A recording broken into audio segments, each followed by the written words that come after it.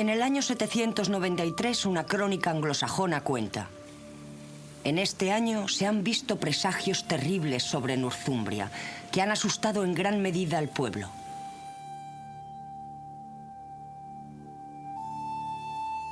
Consisten en enormes torbellinos, relámpagos de luz y fogosos dragones voladores.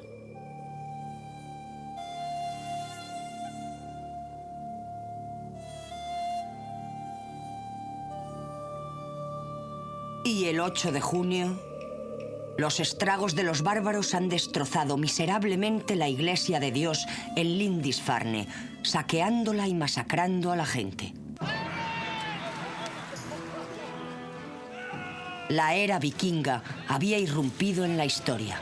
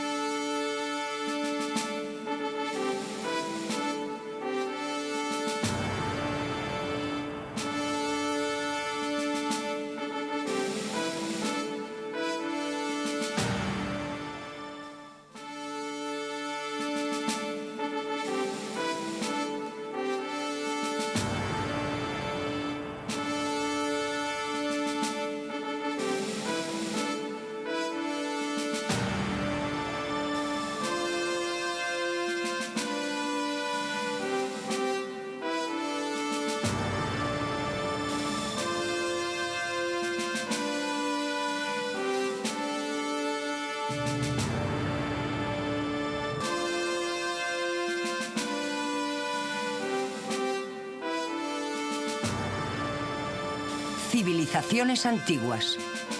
Los vikingos.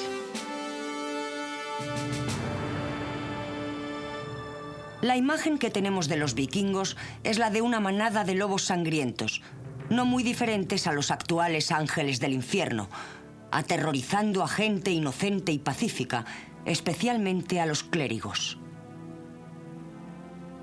Su llegada era súbita e inesperada. En cosa de pocos años, fueron temidos por todo el mundo cristiano.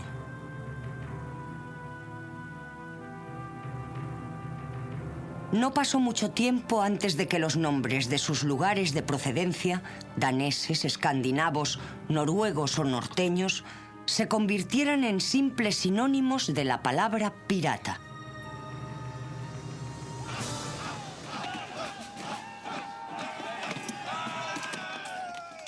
La época vikinga se ha caracterizado por ser una violenta explosión de paganismo anticristiano. Los vikingos, al llegar con sus bellos navíos, eran vistos como piratas que aparecían como las nubes tormentosas del norte. Primero en pequeños grupos de ataque y luego con grandes flotas.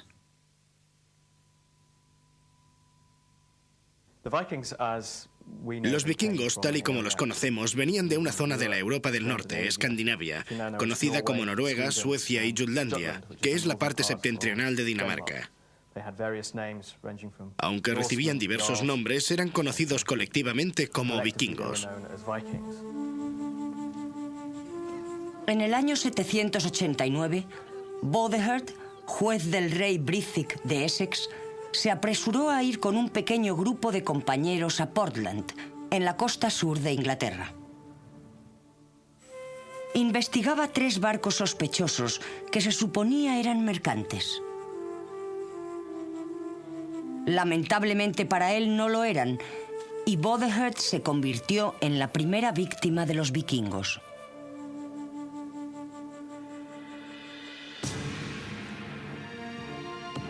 Los extranjeros le mataron a él y a sus compañeros.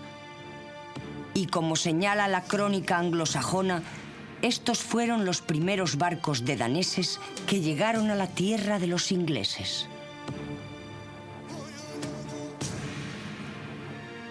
Tras este primer y amenazador encuentro, Durante 4 años no se vuelve a oír hablar de los extranjeros bárbaros del norte. Más tarde irrumpen impetuosamente, sacudiendo a la cristiandad desde sus raíces con el saqueo de Lindisfarne, la Isla Santa.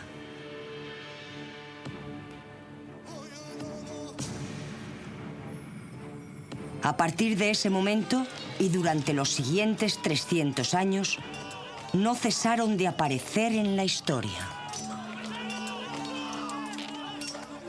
Si leemos las crónicas anglosajonas, todos los años se mencionan oleadas de incursiones vikingas en lo que ahora llamamos las Islas Británicas. Era un problema endémico. Una vez quedó claro que podían obtener botines fácilmente en Bretaña, y dado que algunos reyes habían pagado a Danegeld para que volvieran al final de la estación, nos convertimos en un blanco habitual en estas islas. Lo que siempre me ha fascinado es que no solo nosotros hemos recibido este trato. Un poco después en la historia, nos encontramos con flotas de vikingos navegando por el Mediterráneo hasta Sicilia e incluso Constantinopla. Y en Santa Sofía, la gran catedral que hoy es una mezquita en Estambul, justo arriba de la galería de la gran cúpula hay unas marcas que fueron grabadas con un cuchillo en el mármol de la balaustrada. Godric estuvo aquí. Era una especie de vándalo del siglo IX, un individuo duro como otros muchos de las futuras generaciones, que se aburría con la misa que estaban oficiando abajo. Sacó su daga y grabó su nombre en el edificio.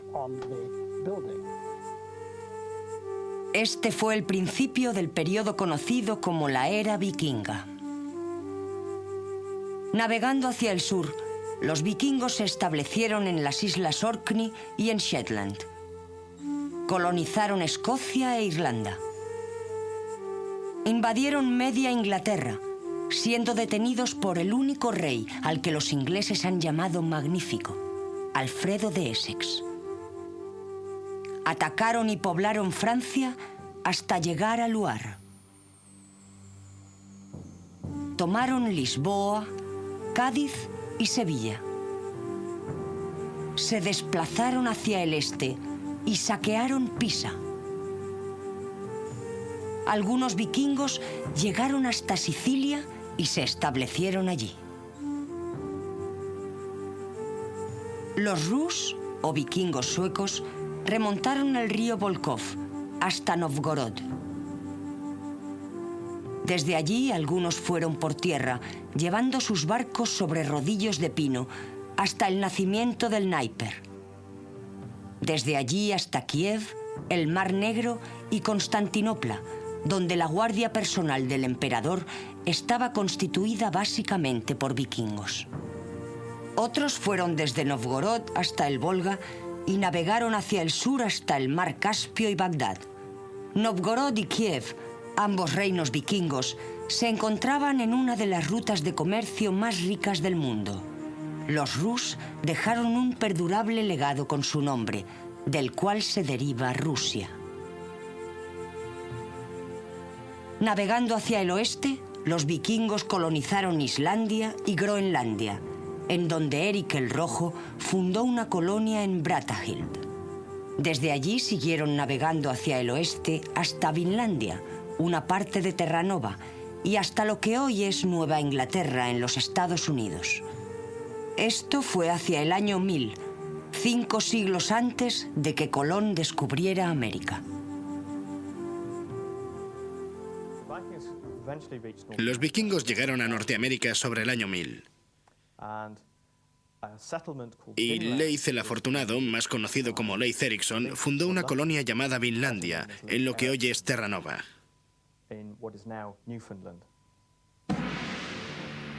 Las incursiones de los vikingos aterrorizaban a la cristiandad. Algunos creían que la rapidez con la que llegaban y se marchaban era imposible sin una ayuda demoníaca. De este modo, a su creciente reputación de brutalidad salvaje, se añadió una misteriosa aura de magia que hasta cierto punto persiste incluso hoy. ¿Se merecen esa reputación de banda de desalmados que iban por el mar interesándose solo por los botines fáciles y el pillaje? Indudablemente, los vikingos eran violentos y brutales. Y no se puede negar que les atraían los fáciles botines del comercio costero y los monasterios cristianos. Pero era una época violenta. Y Europa todavía estaba fragmentada tras la caída del Imperio Romano Occidental, dividida por luchas políticas y acosada por la creciente presión de los musulmanes del norte de África. En cierto modo, los vikingos no fueron menos violentos que sus contemporáneos. En el siglo VIII, el Imperio Carolingio de Europa Occidental y el Imperio de Inglaterra se habían hecho relativamente seguros. También se habían hecho muy ricos, y estas zonas ofrecían buenas ganancias a los salteadores que no estaban bajo el control directo de la cristiandad. En realidad, Europa estaba amenazada desde tres direcciones principales. Al sur estaban los sarracenos que partieron desde África del Norte, subiendo por la península ibérica. Estos establecieron bases en el sur de Italia y en el sur de Francia. Al este se encontraban los magiares, un grupo de escandinavos que había establecido su base en lo alto de la llanura húngara. Empezaron a saquear tan pronto como llegaron allí. Al norte y al oeste estaban los vikingos, que lanzaron sus ataques marítimos contra estos territorios. Paradójicamente, los escandinavos ven este periodo como una edad de oro de expansión económica, que afectó profundamente a la herencia mercantil y artística de Europa. Los historiadores modernos han empezado a reevaluar el periodo, y hay quien lo ve como una explosión de energía que surgió de una de las pocas regiones estables de Europa en aquella época. La era vikinga se sitúa en el bien llamado Período Oscuro, del que tenemos pocos datos escritos, sobre todo de los vikingos. El mito se disfraza de realidad. La leyenda se presenta como hecho. Y las mejores historias son las menos fiables.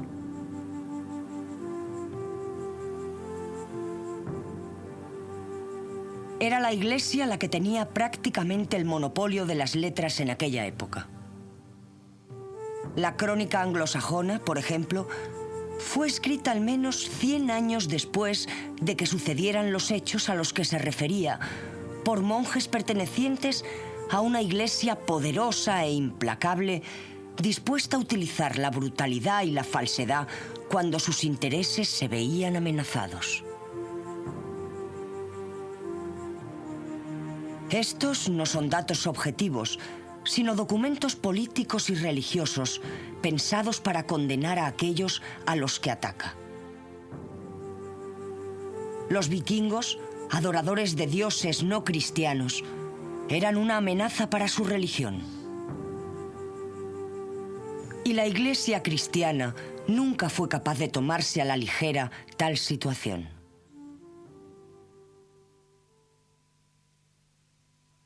Otros vieron en los vikingos una amenaza económica y política.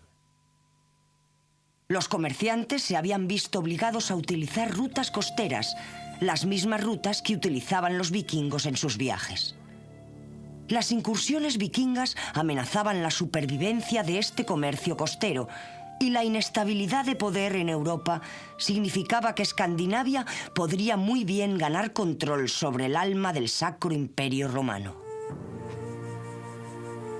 El emperador romano vio la agresión vikinga como una amenaza que no podía ser ignorada. El arma que utilizó fue la religión. Siendo paganos, los vikingos estaban fuera de la órbita de la Iglesia. Pero si pudieran ser convertidos, caerían bajo la autoridad del Papa y automáticamente bajo su propio control. Poco le importaba recurrir a cualquier método para dominar a los vikingos.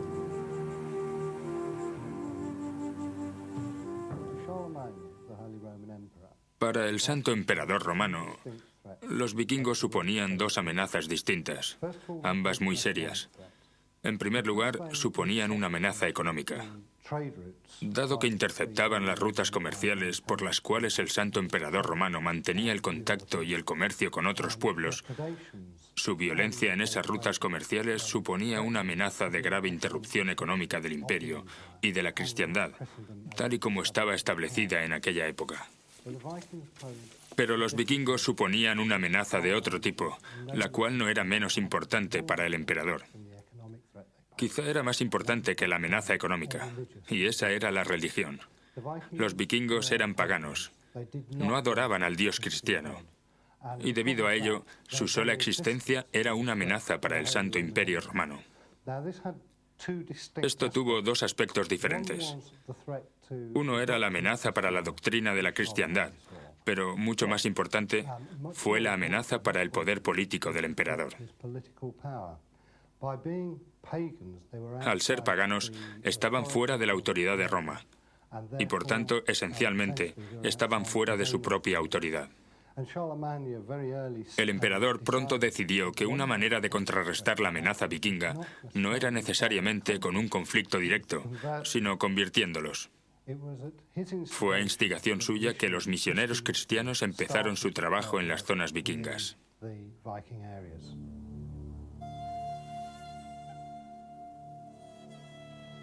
La dura geografía de Escandinavia definió a su pueblo y, por último, su lugar en la historia. El mar era lo primordial de su vida. Era esencial tanto para la vida como para las comunicaciones.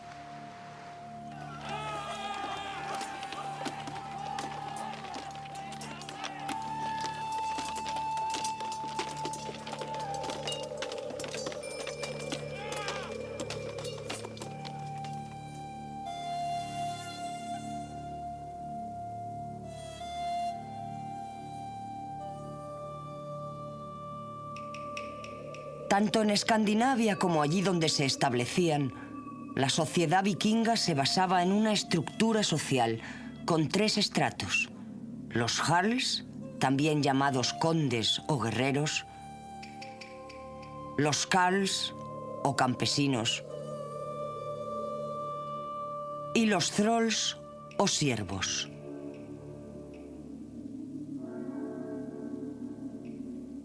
Los thralls eran la clase trabajadora de la sociedad y nunca eran libres, siendo más bien una propiedad como una vaca o un perro. Habitualmente los thralls se dedicaban a la guerra, la piratería o el comercio. La mayoría de ellos vivía en una sola choza estrecha hecha de madera o de hierba y arcilla, junto a sus familiares y los animales que poseyeran. Estos desafortunados miembros de la comunidad no tenían ningún dios que se ocupara de ellos, sino que estaban abandonados a su suerte tanto por los hombres como por los dioses. Pero en comparación con el trato que se daba a los esclavos de otros lugares de Europa, los vikingos parecen no haber sido demasiado duros con sus thralls, y existen datos de que consideraban enfermos a aquellos que maltrataban a sus esclavos. A los thralls también se les permitía tener posesiones y tiempo libre para trabajar en su propio provecho, y en circunstancias favorables podían comprar o ganarse su libertad.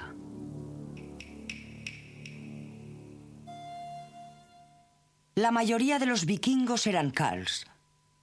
Su protector era Thor, el dios más venerado de todos los dioses vikingos. Los carls eran minifundistas y hombres libres, y abarcaban desde los indigentes hasta la gente de más poder y riqueza. Como hombres libres mantenían una sociedad basada en el parlamento para hacer las leyes. Podían también elegir reyes o decidir un cambio de religión, tal y como hicieron en Islandia en el año 1000.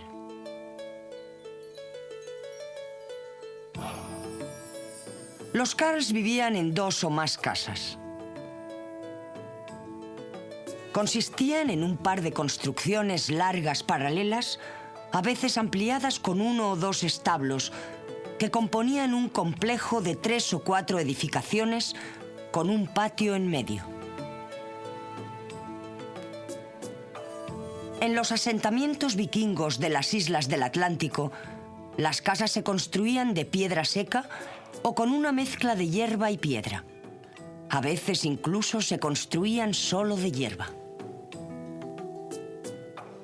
El mobiliario era relativamente simple, con bancos fijos que se utilizaban tanto para comer como para dormir. La ropa y las posesiones personales se guardaban en arcas o se colgaban en ganchos. La comida se almacenaba en cubas y tinajas de madera, en grandes cuencos o en jarras. El suelo era generalmente de tierra, temporalmente cubierto de cañas o paja. Desde el techo se suspendía una caldera sobre el fuego para hervir caldo o carne. También se utilizaban parrillas de hierro. La carne se hacía en un asador. La carne y el pescado también se cocinaban en agujeros en el suelo envueltos con piedras calientes. Los alimentos se comían con cuchillo en un trinchador de madera. Para beber se utilizaban cuernos, aunque en las casas acomodadas se podían encontrar vasos importados.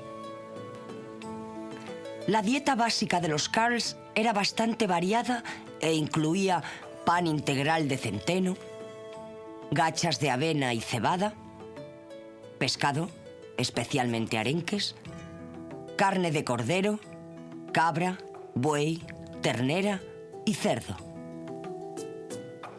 queso, mantequilla y nata, cerveza, aguamiel y, para los ricos, vino. La carne de ballena, foca y oso polar también era importante, especialmente en Noruega e Islandia. Las carnes hervidas eran preferidas a las asadas. Los vikingos también hacían caldos y secaban diferentes carnes y pescados. Un manjar muy especial que todavía hoy se come, sobre todo en Suecia, era el håströmming, que es pescado en putrefacción. Las verduras más usuales eran las coles y las cebollas, acompañadas de bayas y avellanas.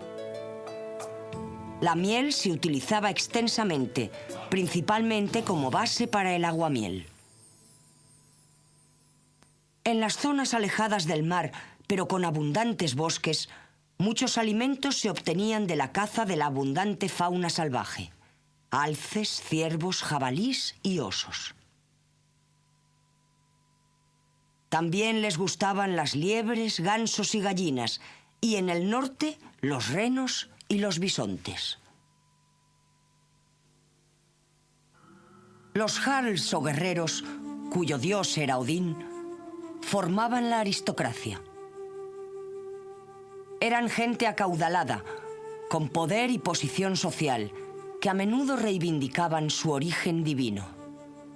Tenían una refinada, elegante y sofisticada vida y disfrutaban de bellas casas. Se distinguían de la clase campesina principalmente por su riqueza.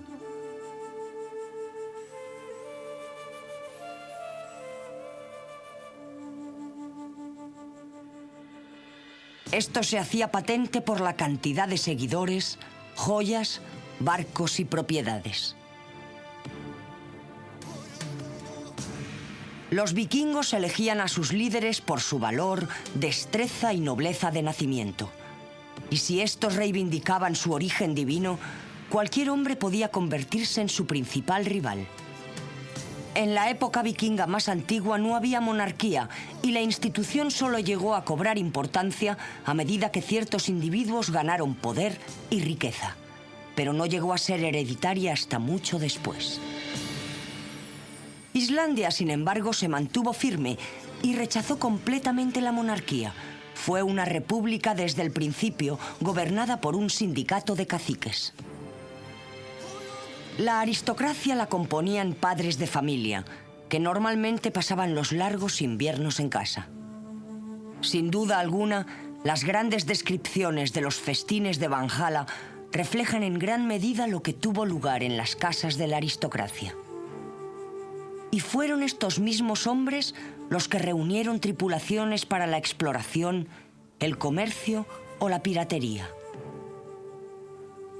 La ocupación habitual del año, tanto para los nobles como para los campesinos, era trabajar la tierra durante primavera y otoño, hacer expediciones en verano y festejos durante el invierno. Mientras tanto, sus esposas mantenían la casa y la familia, hilando, tejiendo y protegiendo los intereses familiares hasta que sus hombres volvieran con sus botines o sus mercancías. La tierra era enormemente importante y proporcionaba estatus. Una familia podía aumentar su posición social mediante las adecuadas alianzas y a menudo se concertaban matrimonios por las dotes que les acompañaban. Pero la tierra siempre pasaba del padre al hijo mayor, sin dividirse, lo que creó escasez de buenas tierras que trabajar. En los mitos y epopeyas nórdicas vislumbramos las vidas aisladas y duras de la mayoría de los vikingos. A menudo las casas de labranza estaban separadas por días de distancia a caballo y era poco probable que un viajero se cruzara con otra persona. Las condiciones del viaje eran espantosas, llevando a los viajeros por páramos, glaciares y a través de tierras vírgenes. Durante la mitad del año había poca luz diurna y mientras los veranos podían ser cálidos aunque cortos, los largos inviernos eran severos y peligrosos. La necesidad de recursos y la escasez de tierra en muchos lugares significaba que la mayoría de los agricultores tenían que completar su alimentación con el mar. A menudo se les describe como agricultores con botes o como marinos con casas de labranza. Para explicar el éxodo escandinavo se han dado diferentes razones. En primer lugar estaba la necesidad de tierras. Esto se vio agudizado por el sistema vikingo de herencia, por el cual el primer hijo lo heredaba todo. Así que los hijos más jóvenes tenían que partir en busca de otros medios de subsistencia. En segundo lugar, en Noruega había una dura guerra dinástica interna, especialmente cuando Harald Feinherr, el de los cabellos hermosos, tomó el control. Esto dio como resultado que todos los vikingos se marcharan y condujo directamente a la formación de las colonias de Islandia.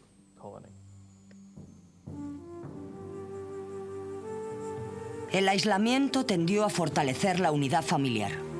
La supervivencia exigía individualismo y fuertes lazos familiares de apoyo, especialmente en los tiempos difíciles.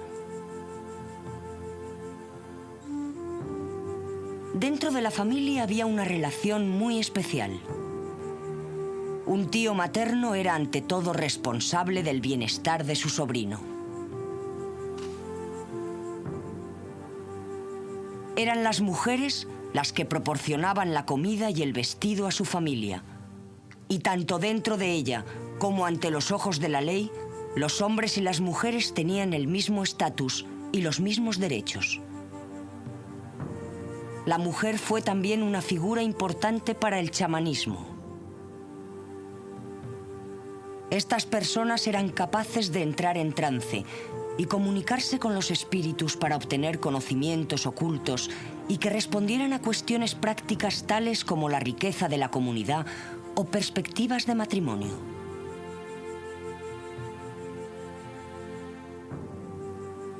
La amistad era de vital importancia. Al igual que ocurría con la familia, la supervivencia podía depender de los fuertes lazos con los demás. Las familias juiciosas cultivaban estrechas amistades porque los grandes grupos eran menos vulnerables que los grupos pequeños. Esto también fomentó la hospitalidad. El mar dominaba la vida.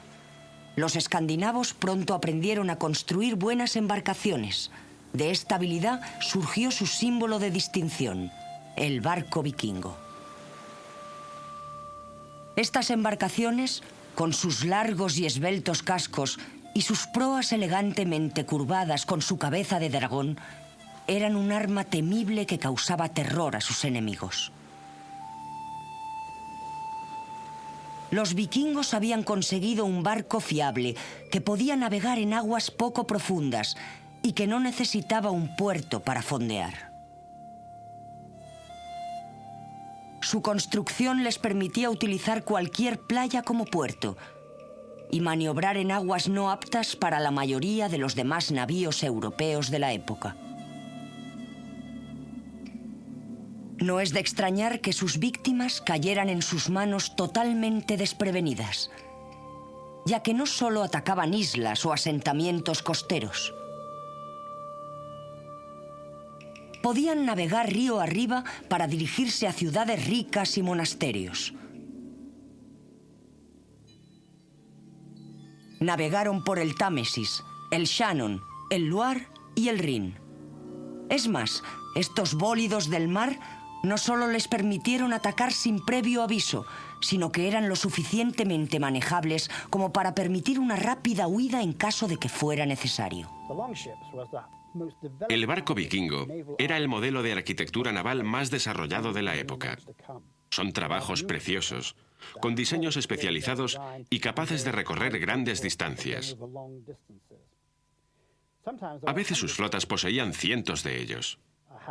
De las flotas que invadieron la costa nororiental en el año 1066, durante la primera fase de la batalla de Hastings, dijeron los cronistas que había unos 250 barcos, de modo que estas flotas podían ser muy grandes.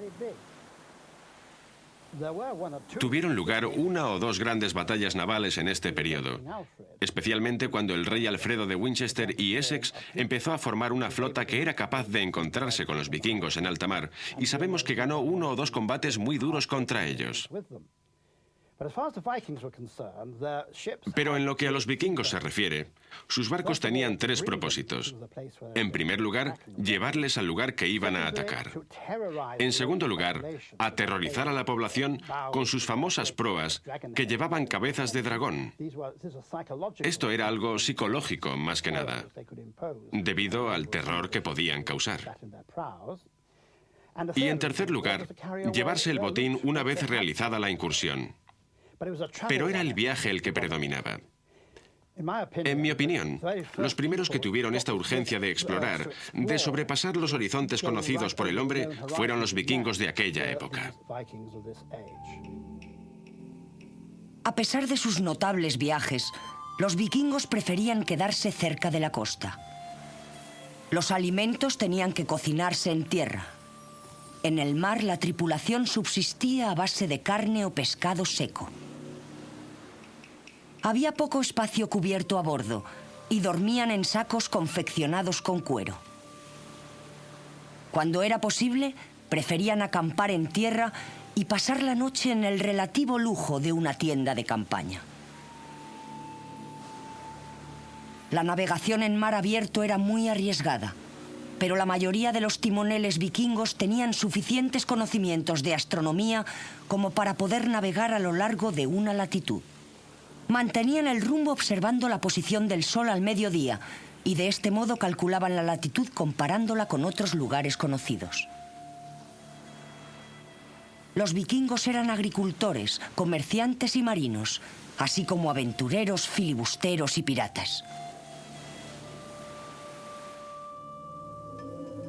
Tenían una tradición artística propia que competía con cualquiera de las europeas de la época. A los vikingos les encantaban los ornamentos y tanto los hombres como las mujeres se acicalaban y decoraban sus ropajes con elaborados alfileres, brazaletes y anillos.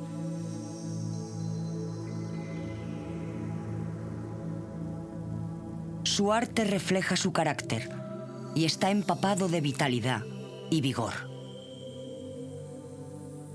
Es recargado y complejo, cualidades que también comparte su poesía. Es esencialmente un arte decorativo, aplicado a una amplia variedad de objetos cotidianos, aspecto principal de la vida diaria.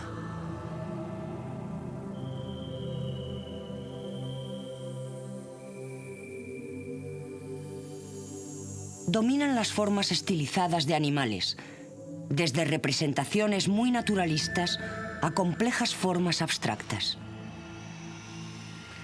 Algunas de ellas son asombrosamente bellas, y su influencia se puede ver en el arte de otras culturas de Europa, incluyendo la anglosajona y la celta.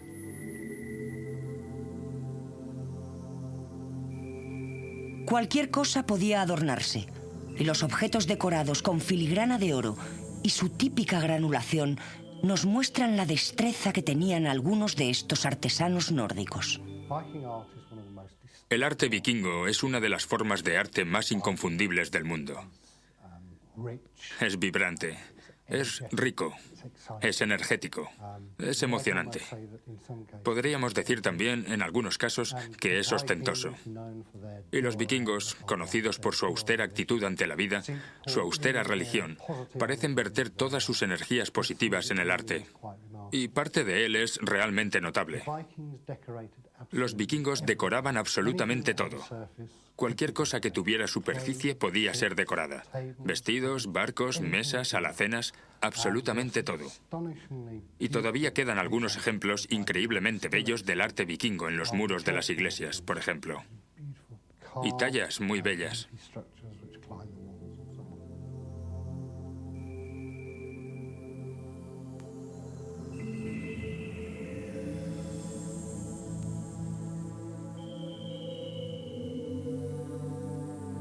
Perduran obras que muestran su habilidad, pero se han perdido muchas otras.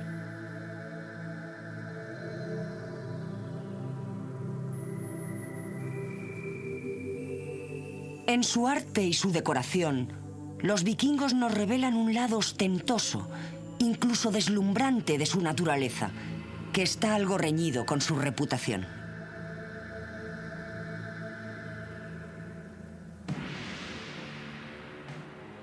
Es en la religión donde la reputación vikinga está completamente ilustrada. Es difícil imaginar a los vikingos como religiosos en el sentido convencional. Al igual que su paisaje, su religión era dura y prohibitiva. Lo que sabemos de su religión es fragmentario. Una vez que los misioneros cristianos enviados a Escandinavia se hubieron establecido, atacaron con celo todo rastro de paganismo que tan profundamente odiaban.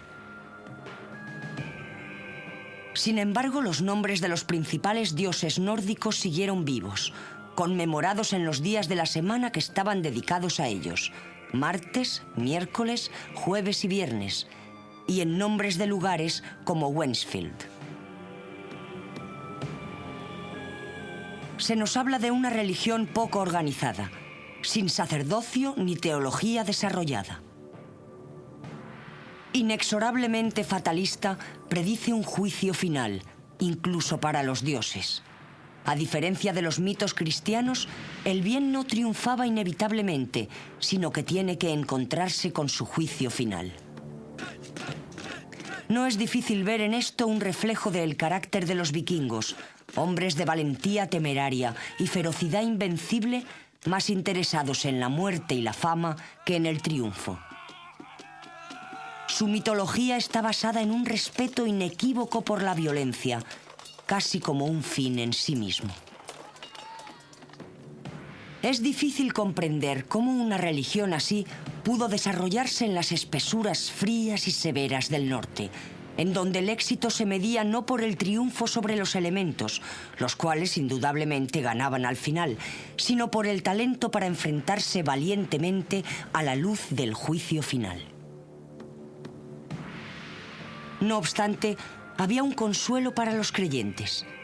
Daba sentido al universo, y estos obtenían protectores en la tierra. Había un dios para aquellos que vivían por la sabiduría, otro para los que vivían por la guerra, uno para el que hacía runas, otro para el herrero, y así sucesivamente.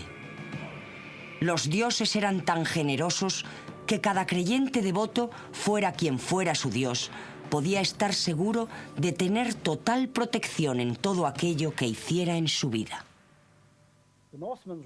La religión de los vikingos era, por supuesto, pagana. También era inspiradora. Era una combinación de mitos, historias, creencias muy arraigadas y una buena dosis de miedo. Era una religión ignorante. Thor, el gran dios de la guerra, era el campeón de los dioses. Freya urdía los destinos de los hombres. Tenemos esta religión que prospera en cierto sentido, aunque sea pagana, y que puede inspirar una cultura guerrera. Y, por supuesto, la gran Basurka ataca cuando literalmente tenían sed de sangre. A menudo se quitaban la ropa, la armadura, el casco y entraban con sus grandes espadas o sus hachas de batalla. A base de puro terror y furia, apenas podían darse cuenta de las heridas que sufrían.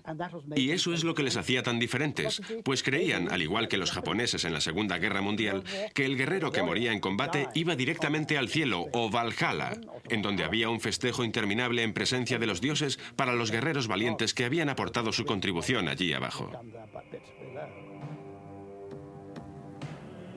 Junto a Thor, el dios nórdico más conocido de todos, está Odín, el tenebroso y colérico padre de todos, señor de las orcas y patrón de la aristocracia vikinga. En la mitología vikinga, Odín era el dios supremo, el dios padre, un dios complejo que exigía sacrificios humanos. Tuvo alrededor de 170 nombres distintos, incluyendo Señor de las Orcas, Señor de los Caídos, Todo Conocimiento y el Dios de un Ojo.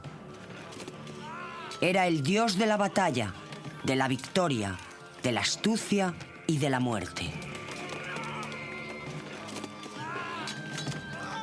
Era el Dios vikingo por excelencia. Aunque Odín era el dios principal, no era de ningún modo el más venerado. Ese honor le corresponde a Thor, el dios del trueno, del que tomaron el nombre del jueves. Gobernaba los truenos y los rayos, los vientos y las lluvias, el buen tiempo y las cosechas. Dios del cielo, de las tormentas, maestro de los relámpagos. Era una enorme figura pelirroja que recorría los cielos en un carro tirado por 2 cabras sagradas. Era un dios práctico y venerado por la gente corriente. En los templos en los que él y Frey eran adorados conjuntamente, era Thor el que siempre se situaba en el centro, en el lugar de honor. De alguna manera, es difícil decir cuál fue el legado de los vikingos. Aparecieron y desaparecieron muy rápidamente en la historia. Y en esta explosión de energía tan corta pero tan intensa, entraron en la historia para salir enseguida.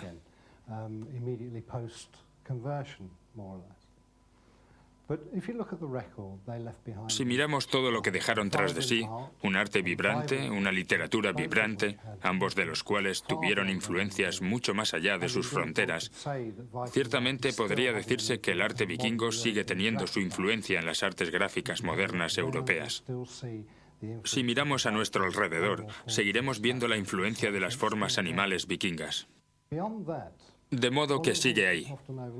Además de esto, una de las cosas que a menudo se pasa por alto sobre los vikingos es su comercio. Bien, no solo hicieron incursiones y se establecieron, sino que también abrieron un enorme sistema mercantil por todo el mundo de aquella época. Además, nos han dejado mitos heroicos que todavía tienen su influencia en nuestras propias literaturas y leyendas heroicas. Y yo creo que, en ese sentido, el mundo hubiera sido un lugar mucho más pobre si los vikingos no hubieran existido. Puede parecer un legado escaso, pero yo creo que es un legado especialmente importante. Simplemente esa imagen del héroe, el héroe conquistador, saliendo y oponiéndose a los elementos y triunfando. La llegada del cristianismo coincidió con un desmoronamiento vikingo. El miedo a este pueblo fue disminuyendo a medida que abandonaron su forma de violencia y adoptaron las formas de brutalidad más familiares al resto de Europa. Aunque las rápidas incursiones continuaron durante algunos años, Los monarcas escandinavos adoptaron gradualmente la utilización de grandes ejércitos de tierra y al final de su época habían dejado de ser vikingos en el sentido estricto. ¿Piratas o aventureros? En realidad los vikingos eran ambas cosas.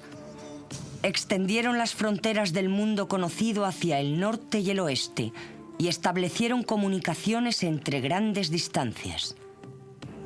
Durante el proceso, introdujeron a países anteriormente aislados, como Irlanda, en un gran sistema mercantil mundial.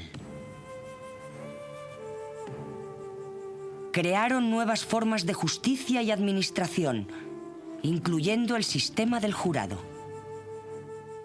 En Islandia, los descendientes de los colonos vikingos originales dejaron una gran cantidad de literatura, considerada por algunos como uno de los mejores logros de la Europa medieval. Su arte influyó más allá de sus fronteras. En una explosión de energía que no se ha vuelto a repetir, los vikingos aportaron al mundo una ética heroica y un modo de vida que ha sido la envidia de las posteriores generaciones. Nos gusten o no, los vikingos enriquecieron al mundo con su presencia.